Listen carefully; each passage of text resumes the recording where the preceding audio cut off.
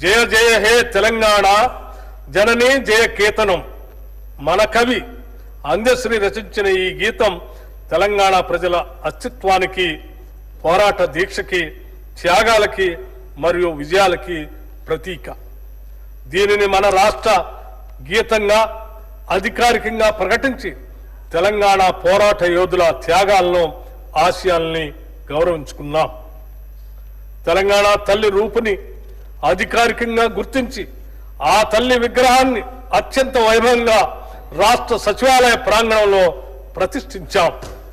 కుల, వర్గ మరియు ప్రాంతీయ గుర్తింపుల్ని అధిగమిస్తూ ఆత్మగౌరవం, సాధికారిత మరియు సమగ్రతను ప్రదర్శించేలా ఈ విగ్రహాన్ని రూపొందించాం. రాష్ట్ర ప్రభుత్వం అధికారికంగా సినీ, టీవీ, నాటక కళారంగానికి ప్రతిష్టాత్మకంగా ఇచ్చే గద్దర్ ఫిలిం అవార్డుని వచ్చే నెలలోనే ఇవ్వబోతున్నాం. తెలంగాణ ప్రభుత్వం సమగ్ర క్రీడా విధానాన్ని ప్రవేశపెట్టి యంగ్ ఇండియా స్పోర్ట్స్ యూనివర్సిటీని ఏర్పాటు చేయాలని నిర్ణయించింది. అంతర్జాతీయ ప్రమాణాలతో నిర్మించే ఫ్యూచర్ సిటీలో స్పోర్ట్స్ హబ్ని ఏర్పాటు చేయనున్నాం.